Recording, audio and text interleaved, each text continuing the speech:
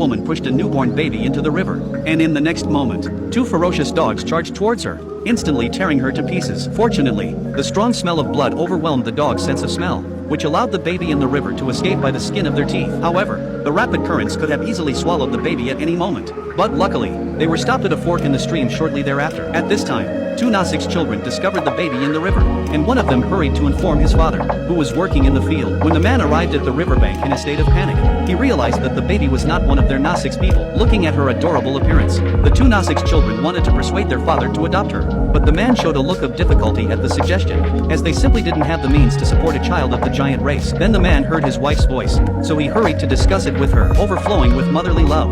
His wife didn't hesitate for a moment and rushed to the river to pick up the baby, immediately deciding to adopt her without a second thought. When they returned home, the wife, concerned that the cold river water might have made the baby sick, quickly gave her a warm bath, only to discover that the baby's arm had a magical banner's imprint on it. The wife immediately realized that her heritage might not be simple, so she quietly asked her husband if he wanted to report this matter to the clan. The man said that once the clan knew she was a child of the giants, they would definitely send the baby away without sentiment, deeming it an omen. Hearing this, the wife said no more, preparing to secretly raise her at home. Little did she know that her kind act would bring something terrible to the village. The next day was the annual carnival of the Nair people's village, where all the clansmen gathered together. Some were joyfully dancing with one another, while others were participating in a tug-of-war competition with great enthusiasm. Nick, on the other hand, was performing magic on stage for everyone. He first wrapped a small pig tightly in a blanket, then held it with both hands. As Nick pretended to recite a spell in all seriousness, the small pig under the blanket actually disappeared. This trick instantly won the applause of the people around. Just as Nick was complacently basking in the limelight,